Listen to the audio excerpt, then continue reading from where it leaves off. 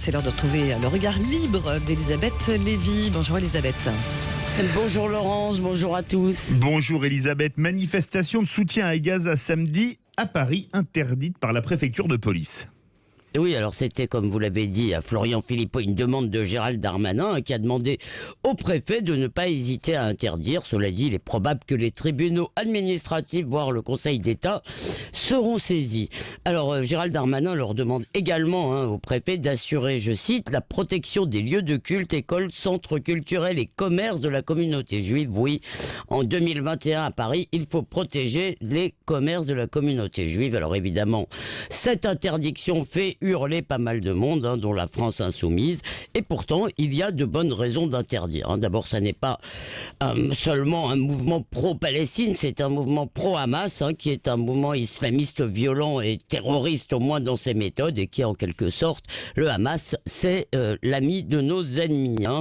Par ailleurs, comme l'a dit Gérald Darmanin, lors des manifestations de 2014, il y avait eu de nombreux débordements anti-juifs. On se rappelle la tentative d'attaquer une synagogue rue de la Roquette à Paris. Quelques dizaines de personnes avaient proclamé leur volonté d'égorger des juifs. Et le parcours en plus des manifestations passe le long du Marais, qui est le vieux quartier juif de Paris. Alors bien sûr, on ne peut pas accuser tous les manifestants pro-palestiniens. Il y a évidemment des militants sincères, mais on se demande tout de même pourquoi seuls les morts causés par Israël, les indignes, on ne les voit pas beaucoup manifester pour la Syrie, voire pour les Ouïghours. L'antisionisme, il faut tout de même s'arrêter un peu dessus, ça n'est pas seulement la critique de la politique d'Israël qui est parfaitement légitime, mais le refus de son existence. Et je voudrais citer une affiche de la Fédération sociale étudiante, qui est une scission de l'UNEF, que j'ai vue hier sur les réseaux sociaux. On y voit un combattant avec un kéfier. La légende, c'est la Palestine de la mer au Jourdain. C'est le slogan du Hamas. Donc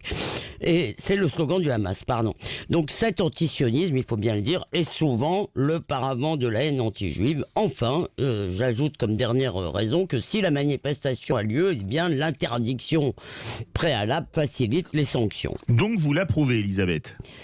Eh bien non, pas vraiment, elle me met assez mal à l'aise. D'abord, comme Florian Philippot, je suis très attaché à la liberté. On doit pouvoir défendre des opinions qui me choquent.